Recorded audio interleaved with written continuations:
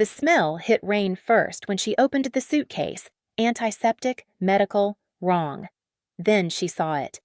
$5 million in cash and a human hand in a specimen jar. She had robbed 3 hotel rooms that night. The Samsonite from baggage claim Carousel 7 was supposed to be score number 4. Easy money, quick exit, gone from Seoul in 6 hours. This wasn't easy money. This was Mafia. Reign was a thief, not stupid. She grabbed the cash, photographed the hand for insurance, and bolted. 4 minutes to pack. 3 blocks before the black sedan blocked her path. Dok Jae-hwan stepped out, and he looked at her like she was already dead. "You have something of mine," he said. Reign's hand found the knife in her jacket. She smiled. "Prove it." Welcome to Afro-Korean Story Saga, my loves. Please like, share, and subscribe. 12 hours earlier, Reign had walked through Incheon International Airport with the confidence of someone who belonged everywhere and nowhere. At 5'1", she was easy to overlook, which was exactly how she liked it. Her natural hair was pulled into a sleek bun. Her clothes expensive enough to suggest money, but plain enough to avoid attention. She had learned years ago that the key to a successful con was looking like you had somewhere important to be. She spotted her mark at the currency exchange.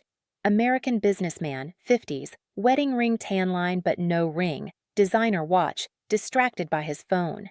She bumped into him, apologized in perfect English with just enough of an accent to seem foreign and harmless, and lifted his wallet before he finished accepting her apology. By the time he reached his hotel, she had have maxed out 2 credit cards and disappeared. Seoul was her 5th city in 3 months. Lagos had gotten too hot after the museum job. Paris after the casino. London after the art dealer's wife recognized her at a gallery opening. She never stayed anywhere long enough to get comfortable, which meant she never stayed anywhere long enough to get caught. The baggage claim was chaos. Reign didn't have checked luggage because she never carried more than could fit in a backpack, but she watched the carousel anyway, calculating. Black Samsonite suitcases were a dime a dozen, generic, forgettable. Easy to grab and walk away with if you looked like you knew what you were doing. She saw the suitcase on its 3rd rotation. No one had claimed it. She checked the tag, smudged, partially torn, no clear name visible. She looked around. Security was focused on a family with screaming children. The businessman she'd robbed was long gone. No one was watching. Reign grabbed the suitcase and walked out like she owned it. The subway ride to her hotel in Hongdae took 40 minutes. She spent it mentally cataloging the weight of the suitcase, the quality of the lock, the probability it contained anything worth the risk. Hotel rooms were easier targets. People left laptops, jewelry, cash in safes with 4-digit codes a child could crack. But suitcases were wild cards. Sometimes you got designer clothes you could sell. Sometimes you got dirty laundry and disappointment. Her hotel room was the size of a closet, which was all she needed. She locked the door, shoved the chair under the handle for extra security, and laid the suitcase on the bed. The lock was decent, but not impressive. She had it open in 90 seconds. The smell hit her first. Antiseptic. Medical. Wrong. Reign opened the suitcase fully and stared. Stacks of cash, bundled and vacuum sealed. She didn't need to count it to know it was more money than she'd ever stolen in one job. And sitting in the center, preserved in a clear specimen jar like something from a hospital, was a human hand. Severed at the wrist, clean cut. Professionally done.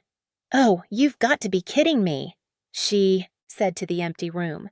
She closed the suitcase, opened it again. The hand was still there. So was the money. Her mind worked through the options at lightning speed. This was organized crime. Had to be. The preservation, the amount of cash, the precision of the amputation. This wasn't a random psychopath. This was business. Which meant someone very dangerous was missing this suitcase and would come looking for it. She should abandon it, walk away, disappear into the Seoul night and never look back. But $5 million. Reign had been stealing since she was 13 years old, since her mother died and her father drank himself to death 6 months later, since she'd aged out of a group home in Atlanta with nothing but a fake ID and a gift for reading people. She'd spent 14 years taking from people who had more than they needed, more than they deserved. She'd never apologized for it. $5 million could change everything. She could stop running. She could disappear for real, not just city to city, but into a whole new life. She took her phone out and photographed the hand from 3 angles. Insurance, evidence, leverage if she needed it. Then she transferred the money into her backpack. All of it. The vacuum-sealed stacks fit perfectly, heavy but manageable. She left the hand in the suitcase, closed it, and shoved it under the bed. She was out the door in 4 minutes, backpack slung over her shoulder, heart rate steady. The key to surviving as a thief was knowing when to run and how to disappear. She was excellent at both. The night air in Hongdae was thick with humidity and the smell of street food. Reign walked fast, but not too fast, scanning every face, every car, every shadow. The subway was too exposed. Taxis kept records. She needed to get to the locker she'd rented at Seoul Station, stash the cash, and get on the first train to Busan. From there, a boat to Japan. From Japan, anywhere. She completed stashing the money, not by a miracle because she didn't believe in that, and she made it 3 blocks before the black sedan cut her off. It happened so smoothly she almost didn't register it as a threat. The car simply appeared at the intersection, blocking her path. No screeching tires, no dramatic entrance. Just there. 2 men got out first, tall, well-dressed, the kind of muscle that knew how to hurt people efficiently. They positioned themselves on either side of the car, hands folded in front of them, eyes on her. Then the last man stepped out. And without giving it a second thought, Reign knew exactly who he was, but he wasn't what she expected. Mafia bosses in her experience were either flashy and loud or invisible and paranoid. This man was neither. He was lean, maybe 6 feet, wearing a black suit that probably cost more than her hotel room. His face was all sharp angles, hawkish nose, thin lips, eyes that missed nothing. He wasn't handsome in any conventional way, but he was compelling. The kind of person you couldn't stop looking at even when you wanted to. He looked at her the way a scientist might look at a specimen. Curious, analytical, deciding whether she was worth keeping or discarding. "You have something of mine," he said. His English was perfect, barely accented. Reign's hand went to the knife in her jacket pocket. A small blade, more threat than weapon, but it had gotten her out of tight spots before. "Prove it." One of the bodyguards moved. Dok, the mafia boss, raised a hand, and the man froze. "I appreciate boldness," Dok said, "but I don't appreciate theft. The suitcase you took from the airport belongs to me. I'd like it back." "Don't know what you're talking about," Reign said. Her eyes scanned the street. 2 exits, one blocked by the sedan, the other by pedestrians who wouldn't help if things went bad. "I didn't take anything. Baggage claim carousel 7, 39 minutes ago. You picked up a black Samsonite suitcase that wasn't yours." Dok stepped closer. Not threatening, just closing the distance. "I have excellent security. The airport footage is very clear." Reign's mind raced. He had airport access, facial recognition, resources. This wasn't some mid-level dealer. This was someone with serious reach. "Even if I did take a suitcase," she said carefully, "how do I know it's yours? Could be anyone's. It contains $5 million in U.S. currency and a biological specimen," Dok said. "Would you like me to be more specific about the specimen, or can we skip the part where you pretend to be innocent?" She laughed. She couldn't help it. The absurdity of standing on a Seoul Street corner negotiating with a crime boss over a severed hand was too much. "You've got to admit, it's a weird thing to pack for a trip." Dok's expression didn't change, but something flickered in his eyes. Interest, maybe. "Where is it?" "Safe." "That's not an answer." "It's the only one you're getting until I know I'm not about to disappear into the Han River." This time, Dok did smile. Small, brief. Gone almost before it registered. "If I wanted you dead, you'd be dead. I want my property back. Give it to me and you can walk away." "Just like that?" "Just like that." Reign studied him. She'd conned enough people to know when someone was lying. The truth was in the micro-expressions, the tiny tells most people didn't know they had. Dok's face gave away nothing. He was either telling the truth or the best liar she'd ever met. "The money," she said. "I might have moved it." "How much did you take?" "All of it." For the first time, Dok looked genuinely surprised. It lasted half a second. "You took $5 million from a Mafia suitcase and thought you'd just walk away?" "I'm a very good thief." "Apparently." He tilted his head slightly, studying her like she was a puzzle he was solving in real time. "What's your name?" "Does it matter?" "I like to know who I'm doing business with." "We're not doing business. You're threatening me, and I'm deciding whether to run or negotiate." "Run, and you'll make it 2 blocks. My men are faster than they look." Dok's voice was calm, factual, like he was explaining weather patterns. "Negotiate, and you might survive the night. Your choice." Reign weighed her options. She was good, but she wasn't bulletproof. If he wanted her dead, she'd be dead. The fact that she was still breathing meant he wanted something else. "Reign," she said finally. "Reign." He said it like he was testing the weight of it. "That's not your real name." "It's the one I use." "Fair enough." He gestured to the car. "Get in. We'll go collect my property and then we'll discuss your immediate future. And if I say no, then I'll have my men collect it for you, and you'll spend the rest of your very short life wishing you'd cooperated." Reign looked at the bodyguards, looked at Dok, calculated the odds of running and living. They weren't good. She got in the car. The interior smelled like leather and expensive. Cologne. Dok slid in beside her, maintaining a careful distance. One bodyguard drove. The other sat in the passenger seat, silent and watchful. Nobody spoke. Reign broke the silence first. "The hand in the jar. Whose is it?" "Does it matter?" Dok's eyes stayed on his phone, fingers moving across the screen. "I'm curious." "Curiosity is dangerous in my line of work." "Good thing it's not my line of work." He looked at her then. Really looked. "What is your line of work, Reign?" "Freelance acquisitions." "You're a thief." "I prefer freelance acquisitions specialist." "And you specialize in stealing from airports?" "I specialize in opportunity. The airport was just convenient." Dok's lips twitched, almost a smile. "How long have you been in Seoul?" 3 days. "And in those 3 days, how many people have you robbed?" "You really want to know?" "I'm curious." Thought curiosity was dangerous. "I'm willing to take the risk." Reign leaned back against the leather seat. 17. 18 if you count the suitcase. 18 in 3 days. That's ambitious. I like to stay busy. Clearly. Dok put his phone away and gave her his full attention. "Here's what's going to happen. You're going to return my property. All of it. The money, the suitcase, everything. In exchange, I won't kill you or turn you over to the Seoul police, who I'm sure would love to hear about your freelance acquisitions." Generous. "I think so." "And then what? I walk away and you forget you ever met me?" "Something like that." Reign studied his face. He was lying. She could feel it. The question was what he was lying about. "You're not going to let me just walk away." "Why would you think that?" "Because I've seen your face. I know what's in that suitcase. I'm a witness. And men like you don't leave witnesses." Dok was quiet for a long moment.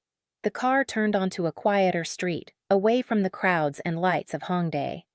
"You're smarter than you look." "I get that a lot." "So what? Would you do? If you were me?" It was a test. Reign knew it immediately. "If I were you, I'd figure out if I was more useful alive or dead. Dead, I'm just a body to dispose of. Alive, I'm someone who knows how to move through airports undetected, who can steal 18 times in 3 days without getting caught, who's good enough to lift $5 million from a crime boss and almost get away with it." "Almost." "Almost," she agreed. The car stopped in front of her hotel.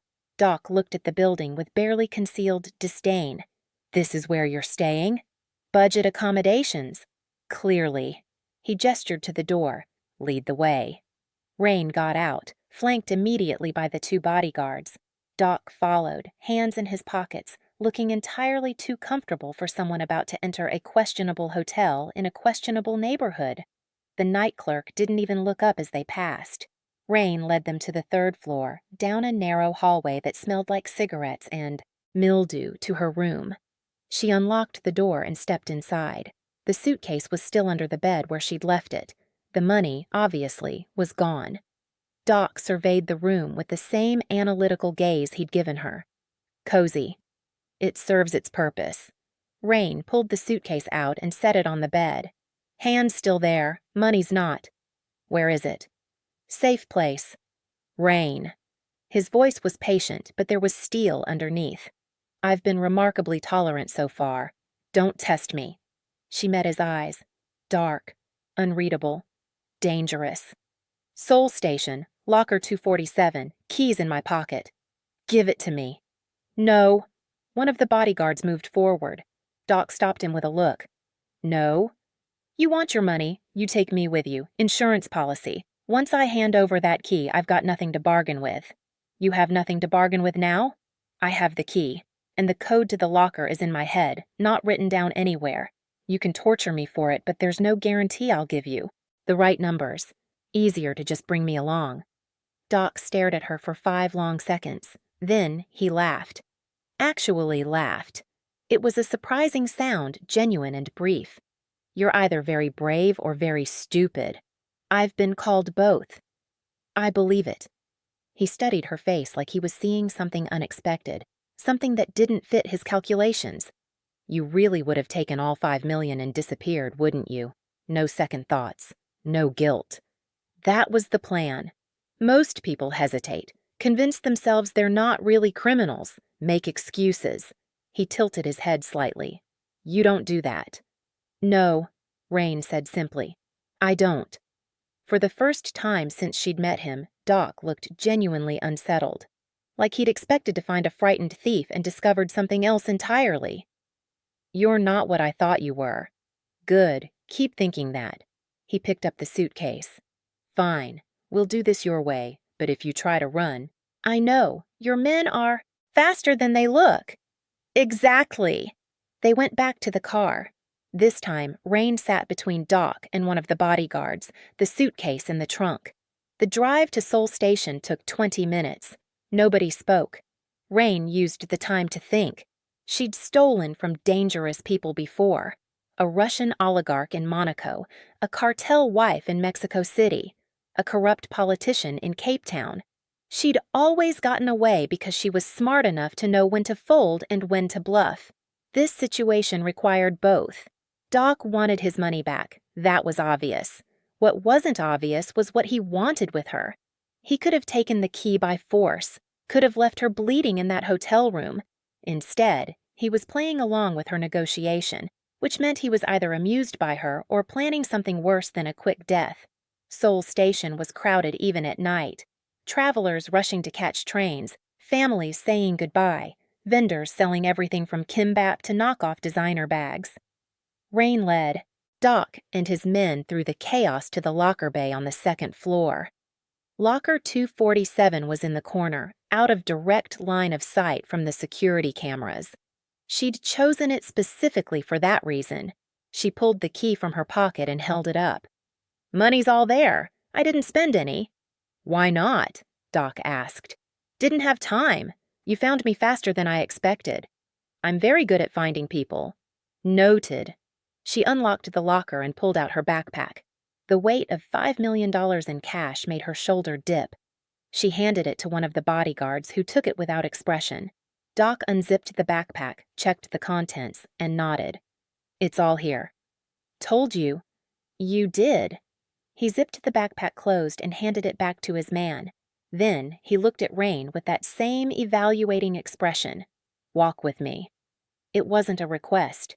Reign followed him away from the lockers, past the convenience store and the coffee shop, to a quiet corner near the restrooms, where the noise of the station faded to a murmur. You were right before, Dok said. I can't just let you walk away. Reign's hand went to her knife, for all the good it would do. But, Dok continued, I'm not going to kill you either. Why not? Because you interest me.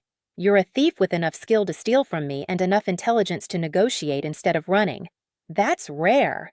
So, what do you want? I want to offer you a job. Reign blinked. Of all the things she'd expected him to say, that wasn't on the list. A job. You're good at moving through secure locations undetected. You're good at reading people. You're good at thinking on your feet. I can use someone with your skill set. I work alone. Not anymore. And if I say no? Dok's expression didn't change. Then you'll leave this station, and within 24 hours, every police department in South Korea will have your face, your prints, and a very long list of your crimes. You'll be arrested, prosecuted, and you'll spend the next 10 years in a Korean prison. If you're lucky. That's not much of a choice. No, Dok agreed. It's not. But it's the only one you have. Reign's mind raced through the possibilities. She could run, try to disappear, but he'd found her once with airport footage and resources she couldn't match. He'd find her again. She could fight, but 2 bodyguards and a man who looked like he knew exactly where to put a knife made those odds impossible. Or she could play along, figure out his operation from the inside, find a way to turn this to her advantage. What kind of job? She asked. The kind that uses your particular talents, acquisitions, intelligence gathering, infiltration. You'd be well compensated. How well? Better than 18 scores in 3 days. Reign laughed despite herself. You're serious? I don't joke about business. And if I take this job and decide I don't like working for you, then we'll revisit this conversation. But I don't think you'll want to leave. Why's that? Dok smiled. It was a dangerous expression, all sharp edges and hidden intent. Because I think you're bored, Reign. I think you've been stealing from tourists and businessmen because it's easy, not because it's satisfying. I think you want something bigger, something that actually challenges you. He wasn't wrong. Reign hated that he wasn't wrong. 1 job, she said. I'll do 1 job and then we renegotiate. 3 jobs? 2. Deal. Dok extended his hand. Reign looked at it. Shaking hands with a crime boss felt like crossing a line she couldn't uncross. But she'd crossed worse lines for less. She shook his hand. His grip was firm, cool, and he held on just a second longer than necessary. Welcome to the team, he said. Don't make me regret this. I'll try not to. They walked back to the car. The bodyguards loaded the backpack and suitcase into the trunk. Reign got in, and this time, when Dok sat beside her, the distance between them felt different, less captor and captive, more something else she couldn't name yet. Where are we going? She asked. My office. We need to discuss the details of your employment. It's past midnight. I keep unusual hours. Of course you do. The drive took them from the chaos of Seoul Station into Gangnam, where the buildings grew taller and the lights grew brighter. Dok's office was in a high-rise that looked like every other corporate tower, which Reign suspected was the point, hiding in plain sight. They took a private elevator to the 40th floor. The doors opened into a reception area that was all glass and chrome and minimalist furniture that probably cost more than most people's cars. Dok led her through the empty space to an office at the far end. Floor-to-ceiling windows overlooked the city. Seoul spread out below like a circuit board of light. He gestured to a chair. Reign sat. One of the bodyguards brought water without being asked. Dok dismissed them both with a nod, and suddenly it was just the 2 of them in a room that felt too big and too small at the same time. Before we begin, Dok said, settling into the chair behind his desk, I need to know something. What? Why did you photograph the hand? Reign had wondered when he'd ask. Insurance, in case you decided to kill me anyway. I set up a dead man's switch. If I don't check in every 12 hours, those photos go to the Korean National Police, Interpol, and about 6 major news outlets. It was a lie. She'd done no such thing. But it was a good lie, and she sold it with the confidence of someone who'd been lying professionally for years. Dok studied her face. She kept her expression neutral, bored even, like this was the most obvious precaution in the world. Finally, he smiled. You're lying. Her heart kicked, but she didn't let it show. Am I? Yes, but it's a good lie. I appreciate the creativity. He opened a drawer and pulled out a tablet. Delete the photos. Why would I do that? Because if you want to work for me, I need to trust that you're not keeping evidence to use against me. And you need to trust that I'm not going to kill you the moment you're no longer useful. Trust is a strong word. Then let's call it mutual assured destruction. You delete the photos. I don't have you arrested. We both get what we want. Reign pulled out her phone and opened the photo app. The 3 images of the hand stared back at her. Her last piece of leverage. She hesitated. Reign, Dok said quietly. You're already in this. The only question is whether you're smart enough to recognize when you're beaten. She deleted the photos, held up her phone so he could see the empty camera roll. Happy? Satisfied. He made a note on his tablet. Now, your first assignment. Already? You wanted bigger challenges. I'm providing them. Despite everything, the danger, the coercion, the absolute insanity of the last 2 hours, Reign felt something she hadn't felt in months. Anticipation. I'm listening, she said. Dok pulled up a file on his tablet and turned it toward her. A photograph of a man, late 50s, expensive suit, cold eyes. This is Choi Min-jun. He runs a rival pharmaceutical distribution network. 3 days from now, he's hosting a private auction at his estate in Pyeongchang. Very exclusive, very illegal.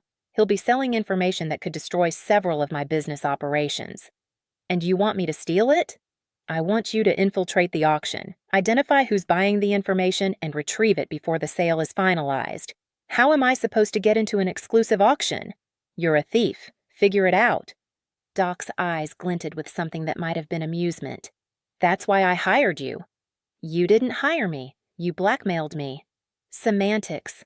Reign looked at the photograph, at the file, at the man across the desk who'd turned her entire life upside down in a single night. And if I succeed? Then you'll have proven you're as good as you think you are, and we'll discuss job number 2. What's in it for me besides not going to prison? $200,000. Reign's breath caught. $200,000 for one job. She'd never made anything close to that in her entire career. Cash? However you want it. She should say no, should run, should disappear into whatever hole she could find and never look back. Instead, she heard herself say, I'll need resources, background on Choi Min-jun, blueprints of the estate, a cover identity, and clothes. If this is as exclusive as you say, I can't show up in hotel room chic. Dok smiled. A real smile this time, the kind that transformed his entire face from severe to something dangerously attractive. I'll have everything ready by tomorrow morning. Minho will pick you up at your hotel at 9. The questionable hotel, or are you moving me somewhere less likely to give me bed bugs? I'm moving you somewhere I can keep an eye on you. How romantic. Practical. He stood, signaling the meeting was over. Get some sleep, Reign. You have 3 days to pull off what might be the most important theft of your life.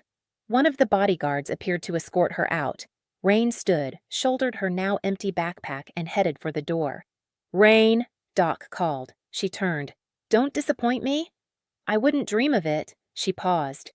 Oh, Abd, what's your name again? He stared at her. I never told you. I'm asking now. Silence stretched between them, and Reign thought he wasn't going to answer. Until Dok Jae-hwan. The name hung between them. For more emphasis, wouldn't dream of it, Dok Jae-hwan, she said, and walked out before he could see the smile on her face. Because despite the threats and the coercion and the absolutely insane turn her life had just taken, she was excited. More excited than she'd been in years. Dok Jae-hwan had just given her exactly what she'd been looking for without knowing it. A challenge, a score worth taking, and a man smart enough to be dangerous. She was going to rob him blind, just not tonight. The car that picked Reign up from her hotel the next morning was a Mercedes that probably cost more than she'd stolen in her entire career. The driver was Minho, one of Dok's bodyguards from the night before. He nodded at her but didn't speak, which suited Reign fine. She spent the drive cataloging escape routes and studying the city through tinted windows. They didn't go back to the Gangnam office. Instead, Minho drove to a residential area in Hanam-dong where the buildings were spaced farther apart and the security cameras were more discreet. Old money, Reign recognized. The kind of wealth that didn't need to advertise. The apartment building was 12 stories of glass and steel tucked behind manicured gardens. Min-ho used a key card to access the underground parking garage and led her to a private elevator that required both the card and a fingerprint scan. "6th floor," he said, his first words to her. "Apartment 6B. Your things are already inside." "What things? I don't have things." "You do now." The elevator opened into a hallway with exactly 2 doors. Min-ho unlocked 6B and stepped aside. The apartment was obscene. Floor-to-ceiling windows overlooking the Han River. Open-concept living space with furniture that looked like art installations. A kitchen with appliances Reign couldn't name. 2 bedrooms, 2 bathrooms, and a study lined with empty bookshelves. On the dining table sat 3 garment bags, 2 shoe boxes, a laptop, and a stack of files. "Boss said you'd need resources," Min-ho explained. "Everything's there. He'll call you at 2. "It's 9 in the morning. What am I supposed to do until 2? "Prepare." Min-ho handed her a phone. "Burner, encrypted. His number's programmed in. Don't call anyone else." He left before she could ask more questions. Reign stood in the center of the apartment and did a slow turn. This was either generous or a very elegant cage. Probably both. She checked the door. Locked from the outside with the same key card system as the elevator. The windows didn't open. The only other exit was the balcony, and 6 stories was too high to jump without breaking something important. "Okay," she said to the empty apartment. "So we're doing this." She started with the files. The first was a comprehensive dossier on Choi Min-jun, 57 years old. CEO of a pharmaceutical company called Mirai Medical Solutions. On paper, completely legitimate. In reality, according to Dok's notes, he ran one of the largest illegal prescription drug distribution networks in Asia. He had connections to politicians, judges, and half the Seoul police force. His estate in Pyeongchang was a fortress staffed by ex-military security. The auction was in 3 days. 72 hours to plan an infiltration that would normally take weeks. The second file was a blueprint of the estate. Reign spread it across the table and studied it like a map to buried treasure. Main house, guest house, security building, servant quarters, 12-foot walls surrounding the property, motion sensors in the gardens, cameras covering every angle.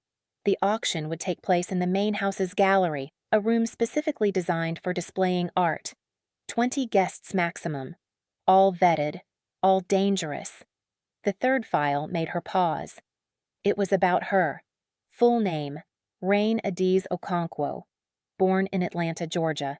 Mother deceased, father deceased, no siblings. Aged out of foster care at 18. First arrest at 19 for shoplifting, charges dropped.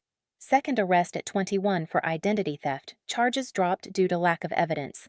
No arrests since, but suspected in 43 thefts across 12 countries. "How the hell did you get all this?" she muttered. The file included addresses she'd used, aliases she'd operated under, even photographs from security cameras she didn't remember noticing. Dok Jae-hwan had been thorough. The last page was a note in neat handwriting. "You're more careful than most, but not careful enough. If I could find this, so could others. Think about that." Reign closed the file and resisted the urge to throw something. The garment bags contained evening wear.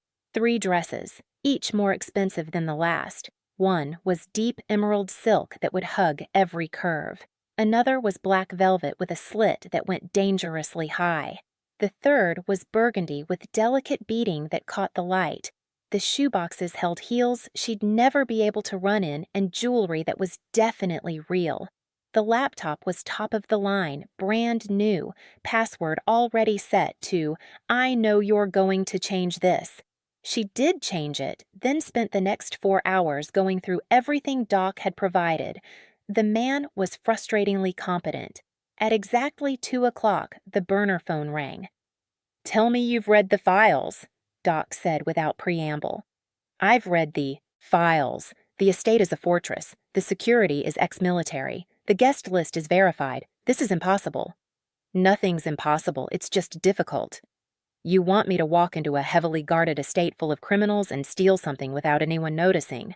That's not difficult. That's suicide. Which is why you're not going to sneak in, Dok said calmly. You're going to walk through the front door as an invited guest. Reign sat down.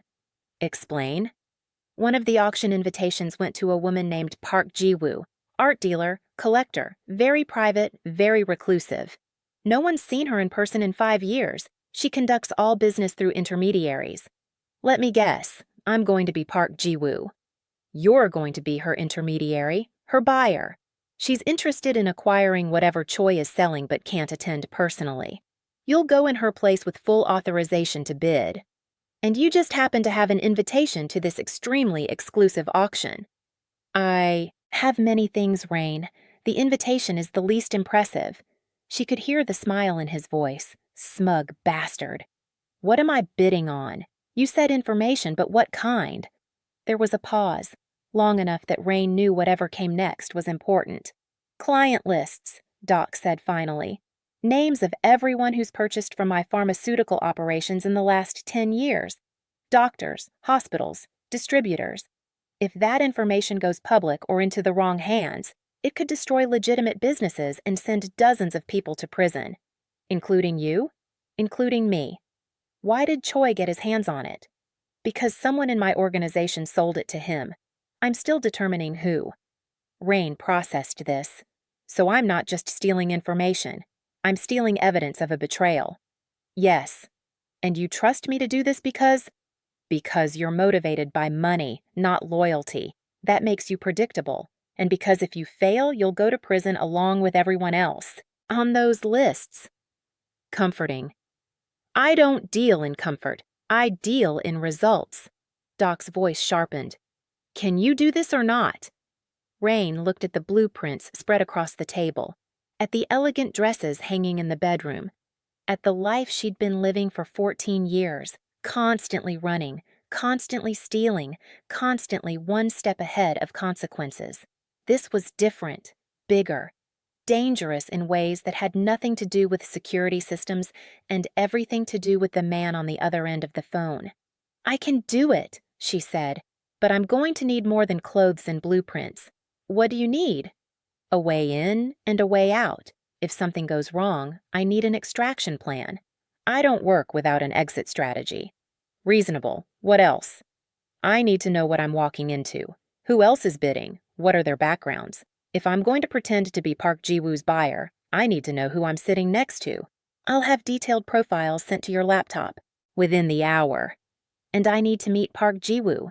If I'm representing her, I need to know how she thinks, how she talks, what she'd want from this auction. That's not possible. Make it possible, or find someone else to do your impossible job. Another pause. Reign could picture him behind that massive desk, calculating whether she was worth the trouble. Tomorrow, he said. 10 in the morning, Minho will bring you. Where? Somewhere secure. Park Ji-woo doesn't trust easily. Neither do I. Good, you shouldn't. Dok's voice softened slightly, not warm, but less cold. You did well last night. Not many people can negotiate with me and walk away. I didn't walk away. You gave me an apartment and a job. Semantics. Reign laughed despite herself. You keep saying that. Because it keeps being true. A pause. Get some rest, Reign. The next 3 days are going to test you in ways you're not prepared for. I've been tested before. Not like this. He hung up before she could respond. Reign set the phone down and stared at the Han River glittering in the afternoon sun. She should be terrified, should be planning her escape, should be doing anything except what she was actually doing, which was feeling alive for the first time in months. She'd spent years stealing from people who'd never noticed the loss. Businessmen who expensed everything, tourists who had insurance, rich people who had more money than sense. This was different. This was stealing from a man who'd killed for less, for a man who'd threatened her with prison and death, for a score that could either set her up for life or get her killed, and she couldn't wait to start. The next morning, Min-ho picked her up at exactly 10. They drove for 40 minutes into a part of Seoul Reign didn't recognize.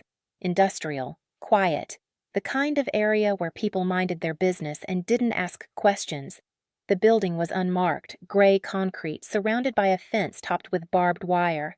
Min-ho used 3 different security checks to get them inside. Park Ji-woo was waiting in a room that looked like it belonged in a gallery, not a warehouse. White walls, soft lighting, a single chair and a small table with tea service. She was nothing like Reign expected. Late 60s, elegant, dressed in a traditional handbook in soft grays and blues. Her hair was pulled into a neat bun, her face unlined despite her age, her eyes sharp and assessing. "So you're the thief," Park Ji-woo said in English. Her accent was British-educated Korean. "Doxy speaks highly of you. He threatened me into working for him." "Yes, he does that." Park Ji-woo gestured to the empty chair. "Sit. We have much to discuss." Reign sat. Min-ho took up position by the door, silent as a statue. Park Ji-woo poured tea with the precision of someone who'd done it 10,000 times. "You're going to represent me at Choi Min-jun's auction." "You're an art dealer who doesn't show her face." "I'm a woman who values privacy." She handed Reign a cup. "Choi and I have history. He'll expect me to bid aggressively. You'll start at 4 million. Step in at 6. Don't go above 8 under any circumstances." Reign nearly choked on her tea. $8 million? "Don't look so shocked, child. The information is worth 12 to the right buyer. I never pay full value." Park Ji-woo's eyes glinted. "And if someone bids higher?" "They won't. I've made arrangements." Reign didn't ask what kind of arrangements. She suspected she didn't want to know. Park Ji-woo pulled a small wooden box from beneath the table. Inside was a stone stamp carved with intricate characters. "This proves you speak for me. Choi will verify it before allowing you to bid." "How?" "He has an identical impression in his records. It's how we've done business for 30 years. Reign examined the seal. "Heavy, old, valuable in its own right. What if I lose it?" "Then you'll die and Doxy will find someone else." Park Ji-woo said it, matter-of-factly, like she was discussing the weather. "Do you understand the gravity of what you're doing?" "I'm stealing from criminals for a criminal. I understand perfectly." "No, child.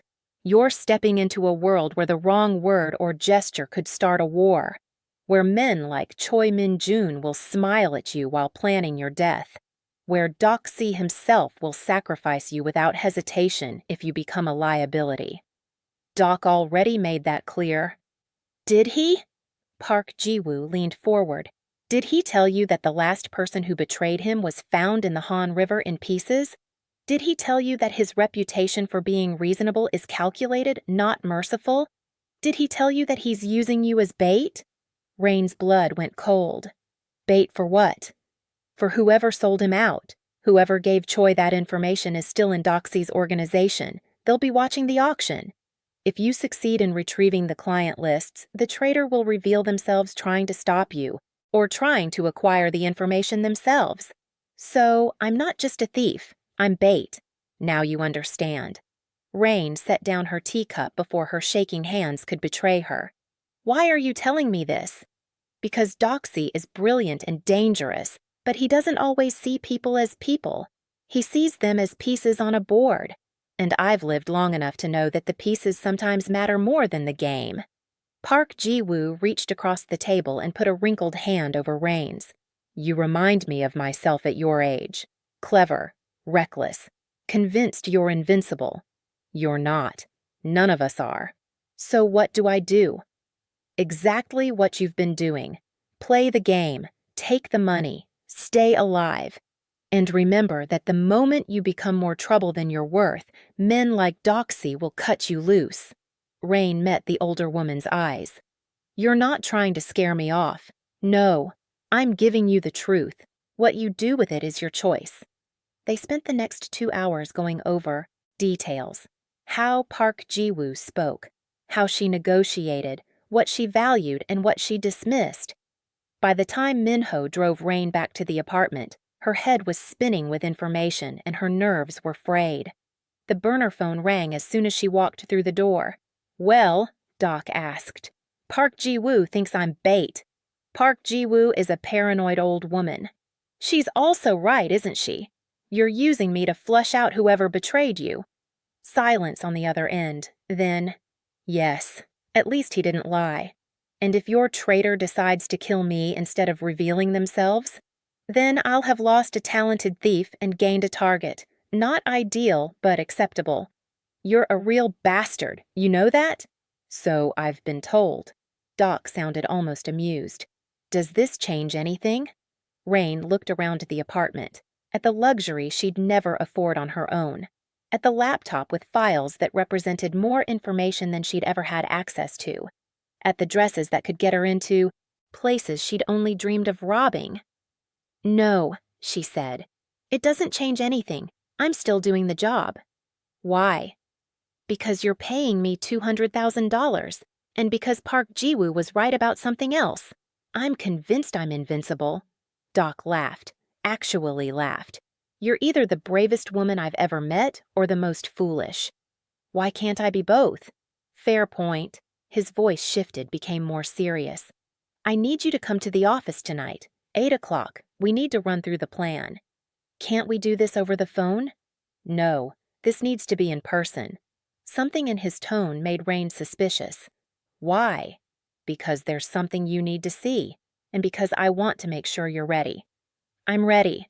"Prove it. 8 o'clock. Don't be late." He hung up. Reign spent the rest of the afternoon going through the guest profiles Dok had sent. 20 people confirmed for the auction. She memorized faces, names, criminal specialties, arms dealers, money launderers, corporate spies, one human trafficker that made her stomach turn. These were the people she'd be sitting next to, smiling at, pretending to belong among. At 7:30, she dressed in the black velvet dress with the dangerous slit. If she was going to walk into a room full of monsters, she'd do it looking like she belonged there. Minho picked her up at 7:45. The drive to Dok's office took 20 minutes. The city was alive with evening lights, people heading out for dinner or drinks, living normal lives that had nothing to do with pharmaceutical empires and stolen client lists. Reign used to be one of those people. Sort of. Now she wasn't sure what she was. The office was different at night. The reception area was empty. The corporate polish replaced by something more intimate, more dangerous, like seeing someone's mask slip. Dok was waiting in his office, standing by the windows with his back to the door. He wore a black suit, no tie, the top button of his shirt undone. It was the most casual she'd seen him, and somehow it made him look more dangerous, not less. "You're early," he said without turning. "You said don't be late." "I did." He turned then, and Reign saw his expression shift when he saw what she was wearing. It lasted half a second, a flash of something that might have been appreciation or desire, before his usual mask settled back into place. "That dress is appropriate. It's basically armor. The best kind." He gestured to the conference table where a laptop was set up. "Come here, I want to show you something." Reign crossed the office, hyper-aware of her heels clicking on the hardwood, of his eyes following her movement. She sat. He sat across from her, close enough that she could smell his cologne, something expensive and subtle that probably cost more than her former hotel room. He opened the laptop and pulled up a video file. Security footage. Black and white. Date stamped 3 days ago. "This is Choi. Min Jun's estate," Dok explained. "We've had surveillance on it for 6 months. The video showed the gallery where the auction would take place. Large room, high ceilings, paintings on the walls that were probably worth millions. And in the center, a small raised platform with a podium. Choi doesn't just run an auction," Dok said. "He makes it a performance. Each item is presented, discussed, authenticated. It takes hours. So I'll be there for hours. At least 3, maybe 4. He fast-forwarded the video. "Watch this." The video jumped to a different angle. A man, late 40s, expensive suit, confident walk, approached Choi at the podium. They spoke. The man handed over something small. A phone, maybe. Choi looked at it, nodded, and signaled to security. 3 guards appeared from nowhere and surrounded a woman sitting in the 3rd row. She stood protesting, but they grabbed her arms and dragged her out of the gallery. The video ended. "What did I just watch?" Reign asked. "An example of what happens when someone tries to record the proceedings. Choi is paranoid about documentation. Anyone caught with a recording device is removed, permanently." Removed as in escorted out, or removed as in murdered? The woman in the video was found dead 2 days later. Drug overdose, officially, but Choi's fingerprints were all over it. Reign's throat went dry. "You're telling me this to scare me." "I'm telling you this so you understand the stakes. You can't record anything, can't take photos, can't collect evidence. Your only job is to identify who's bidding and retrieve the client lists after the sale." "How am I supposed to retrieve them?" "That's where things get complicated." Dok pulled up another file. Floor plans again, but more detailed. "The client lists are in digital form. Encrypted flash drive. Choi will present it at the auction, verify its contents on a laptop, and then hand it to the winning bidder." "So I need to win the auction?" "No, you need to steal it from whoever wins, after they've verified the purchase but before they leave the estate." Reign stared at him. "You want me to steal from someone who just paid $8 million for something at an auction full of armed criminals?" $7 million. You're not bidding above 8, remember? That doesn't make it less insane. "No," Dok agreed, "but it's the job. Can you do it?" Reign studied the floor plans, the gallery, the hallways, the exits. "I'll need a distraction, something big enough to draw attention away from the winner. I can arrange that. And I'll need the winning bidder's background, their security detail, how they'll transport the drive. You'll have it tomorrow. And I need to know who else wants this information, who else is bidding, because if someone's willing to pay more than $8 million, they're going to be very motivated to protect their purchase." Dok pulled up a final file. A photograph of a man Reign didn't recognize. Korean, 60s, cold, eyes behind expensive glasses. "This is Director Yoon Tae-sung, government official, runs a secret division of the National Intelligence Service that deals with organized crime. He's also on Choi's payroll and will be at the auction." "Conflict of interest much?" "Yoon doesn't believe in conflicts, only opportunities. He wants the client lists to blackmail the people on them into becoming his informants. He'll bid high." "How high?" $10 million, maybe 12. "So I'm competing against a government official with unlimited funding who's also corrupt enough to work with Choi Min-joon. Great. Love that for me." Dok's lips twitched, almost a smile. "You'll outmaneuver him." "You have a lot of faith in someone you met yesterday." "I have faith in survival instinct. You want to live, which means you'll find a way." He closed the laptop and leaned back in his chair, studying her with that same analytical gaze. "You're angry." "I'm realistic. You keep adding complications to a job that was already impossible." "Nothing worth doing is easy. Nothing worth doing gets you killed either." "Sometimes it does." Dok stood and crossed to the window. "My father built this empire from nothing, started as a street-level dealer and worked his way up through violence and strategy until he controlled half of Seoul's pharmaceutical distribution. Legal and illegal." Reign wasn't sure why he was telling her this, but she listened. "He died 3 years ago. Heart attack. Very convenient for his enemies and very inconvenient for me." Dok's reflection in the glass was unreadable. "I inherited an empire held together by fear and a reputation I didn't earn. Every day someone tests me. Every day I have to prove I'm as ruthless as my father or more." "Why are you telling me this?" "Because you asked why I can't just let the client lists go, why this matters so much." He turned to face her. "If Yoon gets those lists, he'll own every connection my father built, every doctor who wrote prescriptions, every distributor who moved product, every hospital that looked the other way. He'll turn them all into informants, and my empire will collapse. So this isn't just about revenge for whoever sold you out. This is about survival. Everything I do is about survival." They looked at each other across the office. Two people from completely different worlds thrown together by a suitcase swap and a series of choices that couldn't be taken back. "I'll get your client lists," Reign said. But after this job, we renegotiate. You wanted 2 jobs. This counts as 3. Why 3? Because you didn't tell me I was bait. That's an extra job. Dok smiled. Actually smiled. It transformed his entire face, made him look younger and more dangerous all at once. Fair enough. 3 jobs. After this, we renegotiate. He crossed the room and extended his hand. Reign stood and shook it. His grip was warm this time, not cool. He held on just a moment too long, his thumb brushing across. Her knuckles in a gesture that might have been accidental or might have been very deliberate. "Don't die at this auction, Reign," he said quietly. "I'm starting to enjoy your company." "Don't worry, I'm starting to enjoy not being in prison." "That's not what I said." "I know." He released her hand but didn't step back. They were close enough that Reign could see the faint scar on his jawline, could count the individual stitches in his expensive suit, could feel the heat coming off him like a warning. "Minho will drive you home," Dok said. "Get some rest. Tomorrow we'll do a full walkthrough of the plan." "Can't wait." She turned to leave, made it 3 steps before he spoke again. "Reign."